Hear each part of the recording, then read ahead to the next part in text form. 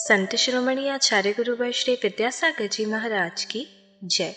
परम योग प्रणेता पूज्य गुरुवर श्री प्रणम्य सागर जी महाराज की जय। ओम अरहम नमः। स्वाध्याय प्रेमी बंधुओं, आचार्य उमा स्वामी विरचित गागर में सागर भरने वाले अनोखे ग्रंथ श्री तत्वार्थ सूत्र ग्रंथराज जी के अनूठे स्वाध्याय व्रत विज्ञान में आप सभी का स्वागत है। अध्याय 7 की मौखिक सूत्र पाठ परीक्षा 11 मार्च 2024 से होना निश्चित की गई है। जिन्होंने अध्याय 6 की मौखिक सूत्र पाठ परीक्षा नहीं दी, उनको एक बार और अवसर प्राप्त होगा। तो आज ही रजिस्टर कीजिए go.arham.yoga/सूत्रपाठ2 पर या QR कोड को स्कैन कीजिए। रजिस्टर करने की अंतिम तिथि 15 फरवरी 2024 है। हमने षष्ठम अध्याय में कर्मों की आत्मा में इनकमिंग अर्थात आश्रव तत्व को समझा। अब सप्तम अध्याय में हम कर्मों को रोकने के उपायों को संवर तत्व के माध्यम से समझेंगे। पहले हम अध्याय 7 का सूत्र पाठ करते हैं।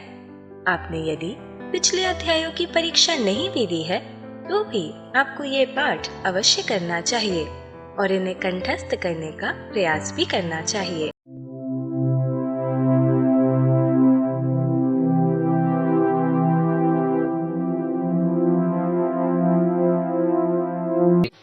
मोक्षमार्गस्य नेतारं भेत्तारं कर्म भूव्रतां ज्ञातारं विश्वतत्त्वानां वन्दे तद्गुणलब्धये। हिंसा निरतस्तेया ब्रह्म परिग्रहेभ्यो विरतिर्वृतं देश सर्वतोड़ महति ततस्थैर्यार्थं भावनाः पंच पंच वांग मनोगुप्तीर्यादान निक्षेपण समित्यालोकितपान भोजनानि पंच क्रोध लोभ भीरित्व हास्य प्रत्याख्यानान्यनुवीची भाषणं च पंच शून्यागार विमोचितावास परोपरोधाकरण भैक्ष शुद्धि सधर्मा विसंवादाः पंच स्त्रीराग कथा श्रवण तन्मनोहरांग निरीक्षण पूर्वरतानुस्मरण वृश्रेष्ठ रस स्वशरीर संस्कार त्यागाः पंच मनोज्ञा मनोज्ञेन्द्रिय विषय राग द्वेष वर्जनानि पंच हिंसा दुष्व्यहा मूत्रापाया वद्य दर्शनम दुःखमेव वा मैत्री प्रमोद कारुण्य माध्यस्थ्यानि च सत्वगुणाधिक क्लिश्यमाना विनेयेषु जगत्काय स्वभावौ वा संवेग वैराग्यार्थम प्रमत्त योगात् प्राण व्यपरोपणम हिंसा असदविधान मन्नृतम अदत्तादानम स्तेयम मैथुन मब्रह्म मूर्छा परिग्रह निश्शल्यो व्रति अगार्य नगारश्च अड़ुव्रतोगारी दिग्देशानर्थ दंड विरति सामायिक प्रोषधोपवासोपभोग परिभोग परिमाणातिथि संविभाग व्रत संपन्नश्च मारणांतिकीं सल्लेखनां जोषिता शंकाकांक्षा विचिकित्सान्य दृष्टि प्रशंसा संस्तवाः सम्यक दृष्टे रतिचाराः व्रतशीलेषु पंच पंच यथाक्रमम् बंधवदच्छेदाति भारारोपणान्नपान निरोधा मिथ्योपदेश रहोभ्याख्यान कूटलेख क्रिया न्यासापहार साकार मंत्र भेदा स्तेन प्रयोग तदा हृतादान विरुद्ध राज्यातिक्रम हीनाधिक मानोन्मान प्रतिरूपक व्यवहाराः पर विवाह करणे त्वरिका परिग्रहीता गमनानंग क्रीड़ा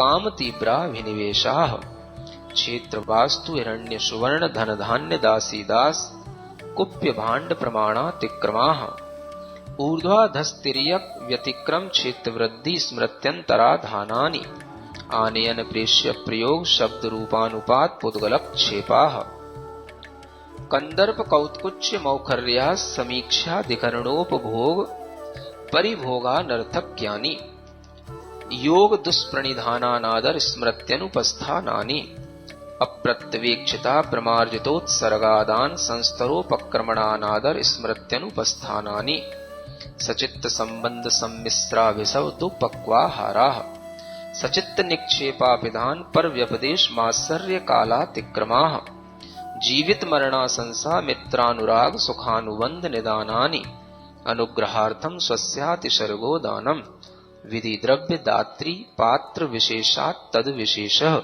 इति तत्वार सूत्रे सप्तमोध्याय। संत पूज्य मुनिश्री कहते हैं कि सिर्फ सूत्रों के पाठन से ही हमारी विशुद्धि कई गुना बढ़ जाती है। तो आइए चलते हैं व्रत विज्ञान की कक्षा की ओर। सूत्र 37 में हमने संलेखना के 5 अतिचार जाने।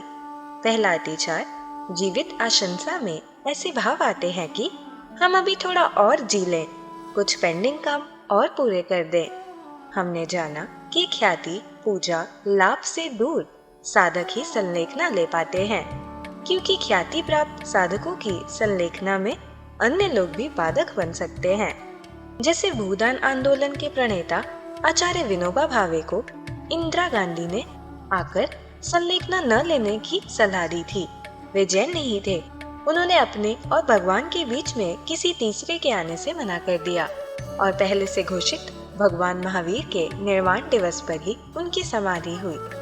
यह साधक का सेल्फ डिसीजन होता है और वह लाइफ को थोड़ा और प्रोलॉन्ग करने के भाव को या दूसरे की इंटरफेरेंस को महत्व नहीं देता। शास्त्रों के अनुसार निष्प्रतिकार रोग में जिनके कोई चिकित्सा ना हो, संलेखना लेना ही उचित है।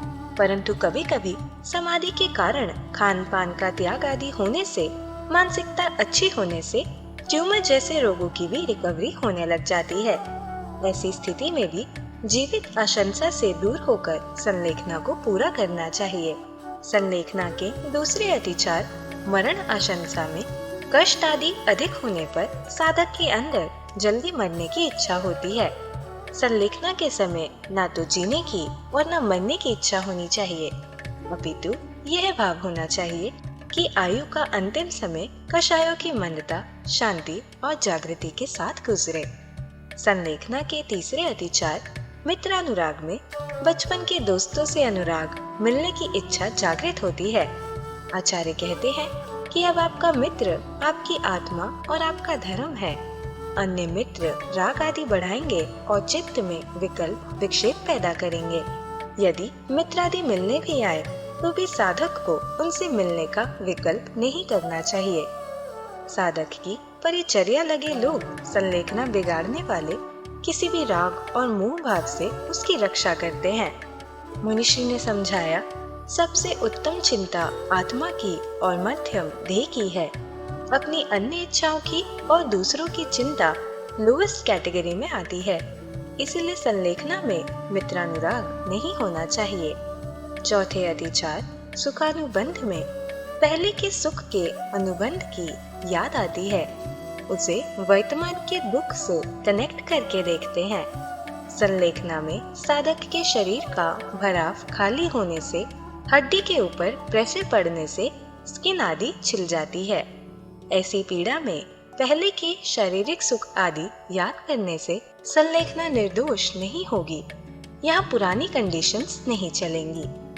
यदि संलेखना करते समय भविष्य के भोग, आकांक्षा का भाव आता है, जैसे राजा, विद्याधर, स्वर्ग का इंद्र या चक्रवर्ती बनना या विद्याओं, देवियों की सिद्धि होना, तो यह अंतिम निदान अतिचार होता है। मुनिश्री ने बताया कि इस सूत्र को पढ़कर ही दोष रहित संलेखना धारण की जाती है। अंतिम प्रकरण, दान के प्रकरण में हमने जाना कि व्रतों को धारण करने स्वयं पात्र बना व्रत दिशावक दान की क्रिया अवश्य करता है। इससे पुण्य का आश्रव, पाप का संवर और निर्जरा होती है। सूत्र 38 में आचार्य उमा स्वामी महाराज ने दान की डेफिनेशन दी है। जो हम दान करते हैं वह अनुग्रह मतलब उपकार या भला करने के लिए हो। मोक्षमार्गस्य नेतारं भेत्तारं कर्मभूरतां ज्ञातारं विश्वतत्त्वानां वन्दे तद्गुणलब्धये। देवादिदेव आदिम तीर्थंकर श्री ऋषभनाथ भगवान की, वर्तमान शासन नायक श्री वर्धमान महावीर भगवान की, परम पूज्य आचार्य गुरुवर श्री विद्यासागर जी महाराज की। दिख रहा है शरीर में, ये सब जो भराव है ये सब खाली हो जाता है। समझ आ रहा है? हड्डी हड्डी रह जाती है और हड्डी की ऊपर किसी भी तरीके का कोई प्रेस पड़ता है, चाहे वो लेटते समय हो तो पीछे और साइड से लेटेंगे तो कमर के पास, ये जो है इतना जो है उसमें मतलब दबाव पड़ने लग जाता है कि वो ऊपर की स्किन भी छिलने सी जाती है, छिल जाती है। समझ आ रहा है? तो जब आप साधकों के सल्लेखना देखेंगे तब आपको ये सब अनुभव होंगे। तो उस समय पर किसी भी तरीके का सुखानुबंध, अब हमें इतना कष्ट हो रहा है, हम ना ढंग से लेट पा रहे हैं, ना ढंग से सो पा रहे हैं, ना बैठ पा रहे हैं, और पहले तो सब अच्छा था, अभी हमारे साथ क्या हो गया, इस तरीके का कोई भी सुख का भाव याद आएगा तो सल्लेखना बिगड़ जाएगी, निर्दोष सल्लेखना नहीं होगी। तो ये सुखानुबंध नहीं करना। और अंत में आचार्य कहते हैं 5वां दोष होता है निदान नहीं बांधना। सल्लेखना करते समय किसी भी तरीके की भविष्य में हमें अन्य किन्हीं राजाओं की विभूतियाँ मिलें, मैं विद्याधर बनूं, या मैं स्वर्ग का इंद्र बनूं, या मैं चक्रवर्ती बनूं, या मेरे पुण्य से मुझे बहुत सारी विद्याओं की सिद्धि हो जाए, देवियों की सिद्धि हो जाए, मैं बहुत प्रभावशाली व्यक्ति बनूं आगे चल करके, इस तरीके का कोई भी भोगाकांक्षा का भाव आता है तो वह निदान बंद कहलाता है। कुछ नहीं, उत्तमा आत्मचिंता से आप बस। इसके अलावा अगर आप कहीं हटे तो सल्लेखना बिगड़ी, और ये सब निदान आदि के माध्यम से जो दोष लगेंगे तो वह उस सल्लेखना को निरतिचार नहीं बनाने देंगे, वह उस सल्लेखना में दोष आ जाएगा तो वो सल्लेखना का एक दोष फिर आपके लिए जो तपस्या की है उसका पूर्ण फल उसके माध्यम से नहीं मिलेगा। तो ये 5 प्रकार के दोषों को छोड़ करके सल्लेखना धारण की जाती है, इसलिए इन दोषों को त्याग करने का भाव इस सूत्र के पढ़ने से आता है। अब अंत में एक प्रकरण आ रहा है, दान का प्रकरण। कौन सा? श्रावक के लिए अनेक प्रकार के व्रतों को धारण करना हुआ, व्रती बन गया। जब श्रावक भी व्रती बन गया तो वह श्रावक एक क्रिया अवश्य करता है जिसका नाम है दान। और उस दान की क्रिया में इसलिए यहां पर मुख्यता दी गई है क्योंकि वह स्वयं भी एक पात्र बन जाता है और वह दूसरे भी पात्र हैं उनका भी वह बहुमान करना सीख जाता है, क्योंकि उसके माध्यम से ही उसको पात्रता मिली है। इसलिए दान की प्रक्रिया से यहाँ पर यह बताया जा रहा है कि जो हमारे अंदर पुण्य का आश्रव होता था वह पुण्य का आश्रव, पाप की निर्जरा, पाप का संबर, ये दान धर्म के माध्यम से भी होता है। इसलिए यहाँ पर अंत में दान का प्रकरण सामने आ रहा है। तो दान की परिभाषा यहाँ पर दी गई है, अनुग्रहार्थम स्वस्यातिसर्गो दानम। ये दान की डेफिनेशन है कि जो हम दान करते हैं वो वह अनुग्रह के लिए हो। अनुग्रह माने दूसरों पर उपकार करने के लिए हो, दूसरों का भला करने के लिए हो। और वह अनुग्रह में केवल दूसरों का भला नहीं होता, अगर वह दान अच्छा होगा तो उसमें स्व का भी भला होगा। इसलिए उसमें स्व और पर दोनों का अनुग्रह होता है। मतलब दोनों को लाभ होता है। अनुग्रह का मतलब एक लाभ, एक म्यूचुअल बेनिफिट दोनों के लिए मिलता है, और उसके माध्यम से वह उस दान धर्म के माध्यम से अपने अंदर स्वयं भी गुणों को प्राप्त करता है और जिसके लिए वो दान दिया जाता है उसके भी गुणों की वृद्धि होती है। तो ये दोनों के लिए ये लाभ जो मिलता है उसी को यहाँ पर अनुग्रह कहा गया है। तो जब हमें अनुग्रह करना हो अपने ऊपर भी दूसरों के ऊपर भी, तो इस दान धर्म की प्रक्रिया को अपनाना। दान किसका करना? तो स्वस्य अतिसर्गः ये कहा गया। स्वम धनम, स्व को धन कहा जाता है। कोई भी चीज है वो बिना धन के नहीं होती है। तो इसलिए यहां पर धन का अतिसर्ग, अतिसर्ग माने त्याग, वह जो धन का त्याग है उसी का नाम दान है।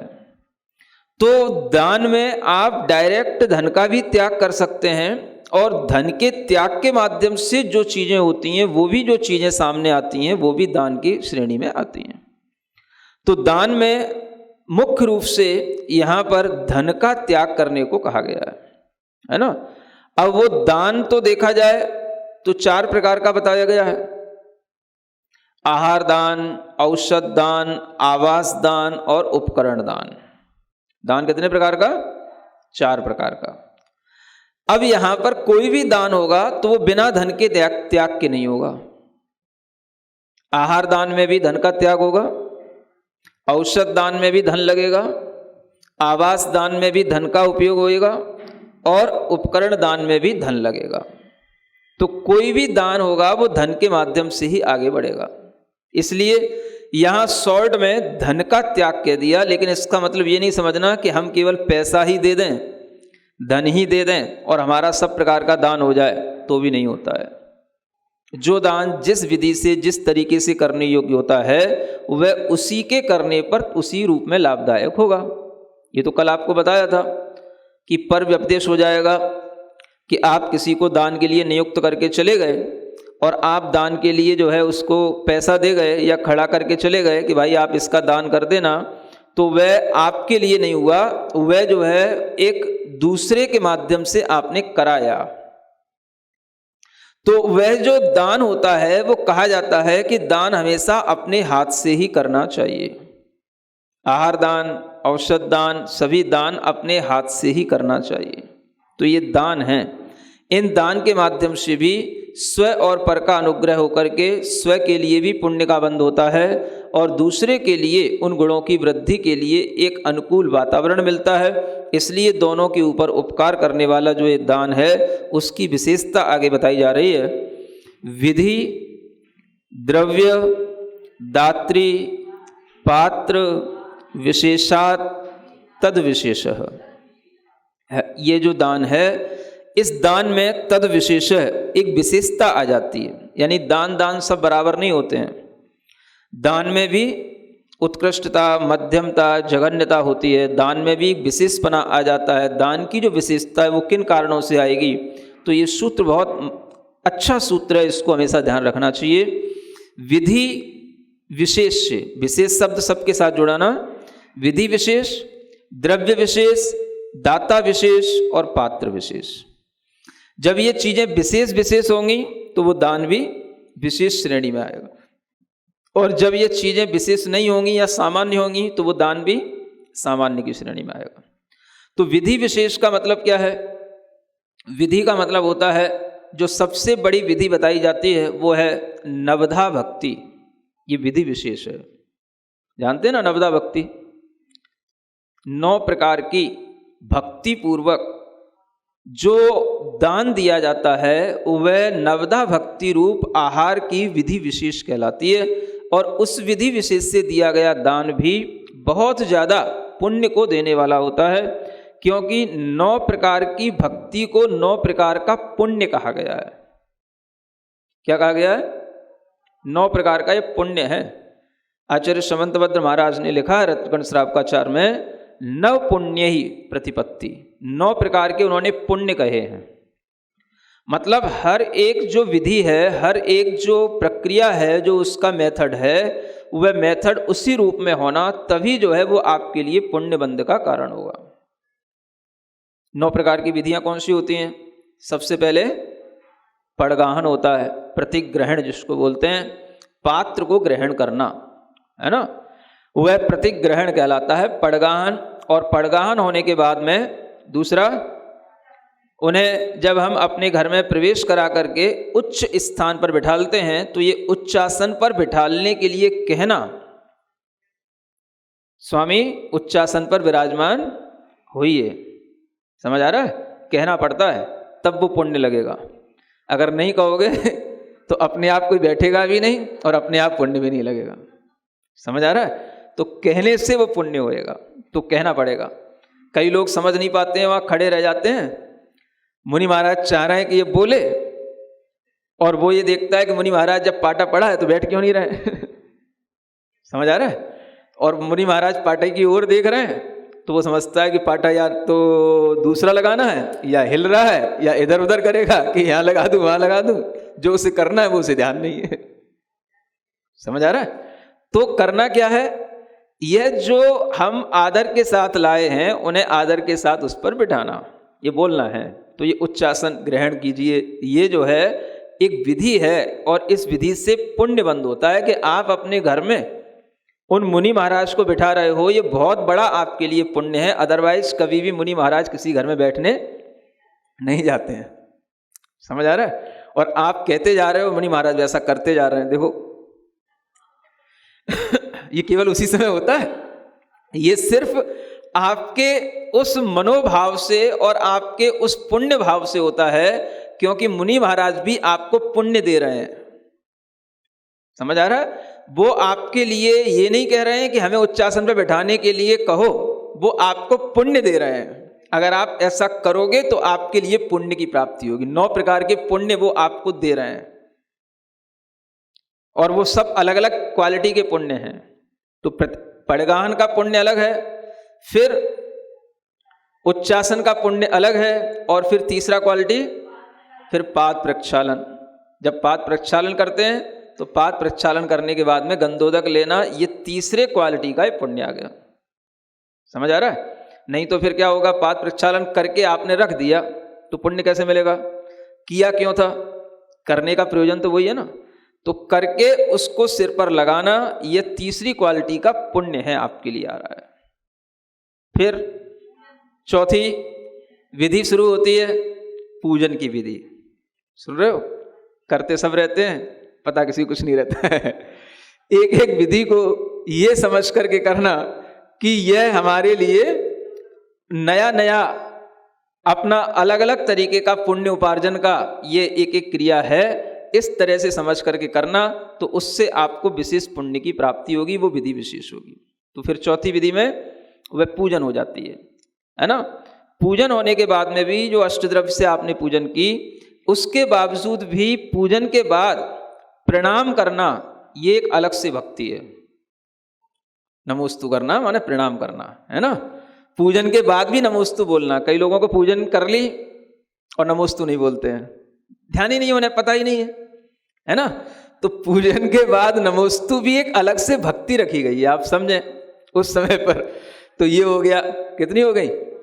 5। और फिर उसके बाद में मन शुद्धि, वचन शुद्धि, काय शुद्धि, एक एक शुद्धि बना करके रखना। ये एक एक पुण्य है बड़े बड़े। हमारा मन शुद्ध है, माने हम आपको शुद्ध मन के साथ में आहार देंगे भगवान।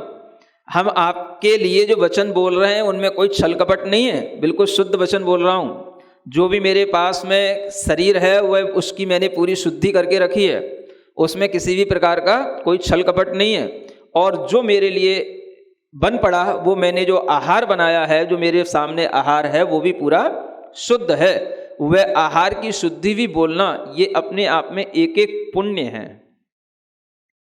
कितने हो गए? क्यों? मन शुद्धि, वचन शुद्धि, काय शुद्धि, और अंत में आहार जल शुद्धि। तो ये 9 पुण्य हो जाते हैं। ये 9 पुण्यों के साथ दी गई जो आहार की प्रक्रिया है, की गई आहार की प्रक्रिया है, इससे जो पुण्य लगता है, इसी को विधि विशेष कहा जाता है। कोई भी चीज हमें अगर किसी को देना है, हम अगर उस समय पर एक दाता के रूप में हैं, माने हम एक डोनर हैं, तो हमारे भी कुछ मैनर्स होने चाहिए ना। ऐसा तो नहीं है कुछ भी चीज किसी भी तरीके से दे दी जाए, लो भाई ये, ऐसा भी ये भी देने का तरीका हो सकता है ना, और एक ये भी देने का तरीका हो सकता है। तो जो मैनर्स ऑफ डोनर है, उसी का नाम यहां पर विधि विशेष है ना। कि अगर किसी के अंदर इस तरीके की विधि विशेष उसे पता रहेगी, तो ही उसके लिए यह 9 प्रकार के पुण्य उसके लिए लगेंगे। और इन्हीं पुण्य के फलों से हमें अनेक तरीके के जो हमारे ऊपर उपकार हो गए, वो उस पात्र के माध्यम से हो गए। तो हमें पता होना चाहिए कि दान देने में एक तरफा व्यवहार नहीं है। दान हम केवल पात्र को नहीं दे रहे हैं, पात्र हमें बहुत कुछ दे रहा है। ये बात अलग है कि आपका कुछ दिख रहा है, उसका जो है वो अदृश्य है। समझ आ रहा है? वह आपके लिए दिखने में तब आएगा जब आपके अंदर श्रद्धा की आंख होगी, तो वो दिखेगा। श्रद्धा की आंखों से देखो, पत्थर में भगवान दिखे। ऐसे ही श्रद्धा की आंखों से आपको ये दान में पुण्य दिखाई देगा, है ना। तो ये विधि विशेष हुई। इसके आगे आचार्य कहते हैं द्रव्य विशेष से भी पात्र के लिए दान देने पर दान में विशेषता आ जाती है। द्रव्य विशेष माने जो आइटम्स हैं, जो आपने द्रव्य बनाया है, वो द्रव्य भी जो है विशेष होना चाहिए। विशेष का मतलब सामान्य जैसा तो नहीं होना चाहिए, इससे ही स्पष्ट हो गया है ना। जो सामान्य आपका अपने लिए रहता है उससे कुछ विशेष ही होना चाहिए, तभी द्रव्य विशेष कहलाएगा। लेकिन वो विशेष इतना विशेष नहीं हो जाए कि सामने वाले के लिए प्रतिकूल हो जाए, है ना।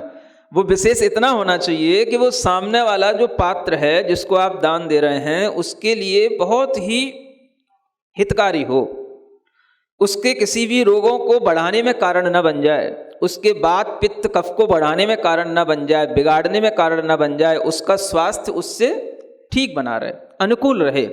ये ध्यान रख करके द्रव्य की तैयारी करना या द्रव्य को निर्मित करना, ये द्रव्य विशेष कहलाएगा। समझ आ रहा है। अब ये द्रव्य विशेष से ही दान में विशेषता आ रही है। अब आप सोचें, जो लोग एक तरफा ये बोलते हैं कि मुनि महाराज के लिए अगर हम आहार की तैयारी करते हैं तो ये आहार उनके लिए उद्दिष्ट हो जाता है। समझ आ रहा है। कुछ लोग ऐसा बोलते हैं। ये उद्दिष्ट तब होगा जब मुनि महाराज खुद आपके लिए उस आहार की तैयारी करवाएं। मुनि महाराज आहार की तैयारी नहीं करवा रहे हैं। आप अगर तैयारी नहीं करोगे तो आप दोगे क्या? आप तो कभी शुद्ध भोजन करते नहीं, आप तो कभी शुद्ध पानी भी तक पीते नहीं, तो मुनि महाराज को क्या नल का पानी पिलाओगे? जो हमने बनाया है, जैसा बनाया है उसी में से मुनि महाराज को दे दिया जाए, वो तो तब होता है जब आपका भी कुछ शुद्ध आचरण हो। तो वो तो समय निकल चुका। आपको तो बिस्लरी का पानी पीना है, नल का पानी पीना है, और उसी में से कहो कि मुनि महाराज भी जो पानी हमारे यहाँ है वही तुम पी लो, तो ऐसा संभव नहीं होगा। द्रव्य विशेष तैयार तो करना पड़ेगा। जल आपको शुद्ध लाना ही होगा, जल आपको शुद्ध अपने लिए प्राशुक करना ही होगा, लेकिन वो किया जाएगा अपने निमित्त से। ध्यान ये भी रखा जाएगा कि इसमें अगर हमें साधु का लाभ मिल जाए तो ये हमारे लिए सोने पर सुहागा है। इसलिए द्रव्य विशेष होने पर ही आपके दान में विशेषता आएगी। अगर द्रव्य विशेष नहीं बना पाओगे या द्रव्य विशेष नहीं कर पाओगे तो फिर आप साधु की भैया वृत्ति कैसे कर पाओगे? ठंड का समय है, मान लो साधु मान लो रोगी है और आपने उसको अपने ही जैसा ठंडा ठंडा पानी पिला दिया, क्या करोगे आप? उसके रोग को बढ़ाओगे? द्रव्य विशेष आप ध्यान रखोगे तो आपको पता होगा कि साधु के लिए देने योग्य पानी प्राशुक होना चाहिए, गर्म होना चाहिए, और वह गर्म पानी उनकी प्रकृति के अनुकूल होता है। अगर हम इस तरीके से द्रव्य विशेष नहीं रखेंगे तो दान विशेष कैसे होगा? तो जो लोग एकांततः ऐसा बोलते हैं उन्हें अभी पूरा धर्म का कोई ज्ञान नहीं होता है। जो वह ऐसा बोल करके कि भाई साधु के लिए हम अगर कुछ भी कर रहे हैं तो उद्दिष्ट में आ जाता है, उद्दिष्ट तुम्हारे लिए तब होगा जब साधु कहे। अगर आप अपनी निमित्त से बना रहे हैं, अपने ही लिए स्वयं तैयार कर रहे हैं और उसमें ये भावना रख रहे हैं कि अगर हमारे लिए साधु का लाभ मिल जाए तो हमारे लिए यह दान बहुत ज़्यादा बहुमूल्य हो जाए, हमें दान की प्रक्रिया करनी है, तो हमें द्रव्य विशेष की संयोजना तो करनी ही पड़ेगी। इतना जरूर है कि वो द्रव्य विशेष का मतलब ये नहीं है कि जैसे आप अपने घर में अतिथि आते हैं तो बहुत तरीके के व्यंजन बनाते हैं, ये द्रव्य विशेष नहीं। वो द्रव्य विशेष जो उनकी प्रकृति के अनुकूल हो, स्वाध्याय करने में, ध्यान करने में, उनके लिए समितियों का पालन करने में, वह रोग का कारण अगर नहीं बनेगा तो वह सब चीज़ें निर्विघ्न रूप से होंगी। इसलिए ज्ञान ध्यान स्वाध्याय के हेतुभूत जो द्रव्य विशेष बन जाता है वही द्रव्य दान के लिए विशेषता में कारण आ जाता है। तो ये द्रव्य विशेष ध्यान में रख करके ही पात्र के लिए दाता को दान देना चाहिए और इस विशेषता से विशेषता आ जाती है। ओम अरहम नमः। तो चलिए आज की कक्षा की एक क्विक रिवीजन कर लेते हैं। सूत्र 38 में हमने समझा कि दान अनुग्रह करने के लिए अर्थात उपकार करने के लिए होता है। इससे दाता को पुण्य का बंध होता है और पात्र को गुणों की वृद्धि के अनुकूल वातावरण मिलता है। वस्तुतः इससे दोनों का अनुग्रह होता है। स्वस्य अतिसर्गः में स्व अर्थात धन के अतिसर्ग यानी त्याग को दान कहा है। दान 4 प्रकार के बताए हैं: आहार, औषध, आवास और उपकरण। इन सब में धन लगता है, लेकिन सिर्फ धन देने से दान नहीं होता। विधि और तरीके से किया दान ही लाभदायक होता है। दान हमेशा अपने हाथ से ही करना चाहिए। दूसरों को नियुक्त कर किया दान पर व्यपदेश हो जाता है। सूत्र 39 के अनुसार सभी दान बराबर नहीं होते। दान भी उत्कृष्ट, मध्यम, जघन्य होते हैं। विधि विशेष, द्रव्य विशेष, दाता विशेष और पात्र विशेष से इसमें विशेषता आती है।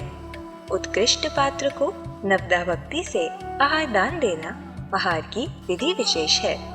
रत्नकरण श्रावकाचार में आचार्य समंत्रवत महाराज ने नवदा भक्ति को 9 प्रकार का पुण्य कहा है। हमने जाना कि नवदा भक्ति में पहली भक्ति है पड़गाहन या प्रतिग्रहण, अर्थात पात्र को ग्रहण करना। दूसरी भक्ति में पड़गाहन के पश्चात घर में प्रवेश कराकर उच्चासन पर बैठाने के लिए निवेदन करते हैं। श्रावक अक्सर ये कहना भूल जाते हैं, मुनि महाराज अनुरोध के बिना उच्चासन ग्रहण नहीं करते। हमें समझना चाहिए कि मुनि महाराज किसी के घर में बैठने नहीं जाते। हमारे मनोभावों के कारण से उस समय वे हमें पुण्य दे रहे हैं, पहले पड़गाहन का और अब घर में विराजमान होने का। तीसरी भक्ति पाद प्रक्षालन में पाद प्रक्षालन करके गंधोदक लेते हैं। चौथी भक्ति पूजन की विधि में अष्ट द्रव्य से पूजन करते। पांचवी भक्ति में पूजन के बाद प्रणाम या नमोस्तु करते हैं। छठवीं से आठवीं भक्ति में मन वचन काय की शुद्धि बनाकर रखते हैं और 9वीं भक्ति में आहार जल की शुद्धि बोलते हैं। ये 9 भक्तियाँ दान देने की विधि और मैनर्स ऑफ डोनर है। आहार दान आदि में हम केवल पात्र को दान दे रहे हैं। ऐसा एक तरफा व्यवहार नहीं होता। पात्र भी हमें अदृश्य रूप में बहुत कुछ देता है। वह पुण्य श्रद्धा की आंखों से देखने में आता है। आचार्य कहते हैं कि द्रव्य विशेष से भी दान में विशेषता आती है, यानी आहार के लिए बनाए आइटम्स विशेष हों, लेकिन इतने विशेष भी ना हों कि पात्र के लिए प्रतिकूल हो जाए। आहार पात्र के लिए अनुकूल हो, हितकारी हो, मौसम के अनुकूल हो, उसकी उम्र के अनुसार हो, पानी प्रासुक और गर्म हो। आहार रोग का कारण ना बने और पहले से मौजूद रोग को ना बढ़ाए। द्रव्य विशेष आहार साधु को स्वाध्याय, ज्ञान, ध्यान और उनकी समितियों के निर्विघ्न पालन में हेतुभूत होता है। इसके बिना साधु की वैयावृत्ति संभव नहीं है। कुछ लोग धर्म का पूरा ज्ञान न होने के कारण मुनि महाराज के लिए तैयारी कर बनाए आहार को उनके लिए एक तरफा उद्दिष्ट मानते हैं। मुनि श्री समझाते हैं कि ऐसा तब होता जब पात्र स्वयं आहार की तैयारी करवाता। आज के समय में जब शुद्ध आचरण करने वाले व्रती ना के बराबर हैं, तो जो आपने अपने लिए बनाया है उसे आहार में नहीं दे सकते। अतः श्रावकों को अपने निमित्त से चित्त जल्ला कर अपने लिए मर्यादित आहार बनाना चाहिए। यह ध्यान रखकर कि अगर साधु का लाभ मिल गया तो सोने पर सुहागा हो जाएगा। चूँकि हम दान की प्रक्रिया कर रहे हैं, इसलिए द्रव्य विशेष की संयोजना है। तो चलिए अब हम सब यजनवाणी स्तुति करेंगे और तत्पश्चात समय होगा आज के सवाल का।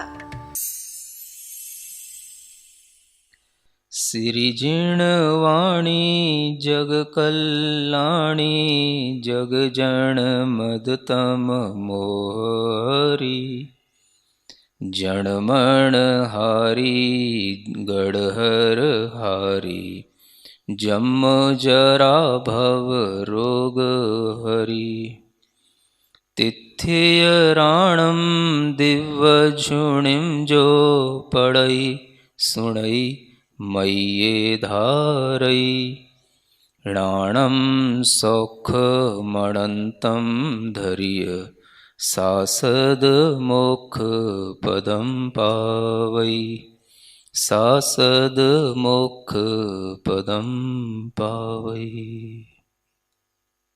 धन्य है हमारा पुण्य जो मुनिश्री इस प्रकार हमें शुभ भावनाओं का अर्थ बताते हुए व्रतों को सावधानी पूर्वक कैसे पालन करें समझा रहे हैं।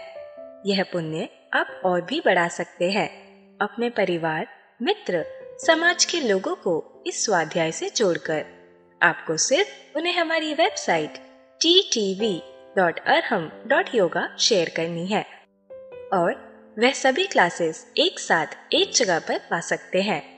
आज का सवाल जीतने का और मुनिश्री के समक्ष अपनी शंका रखने का भी मौका मिलेगा।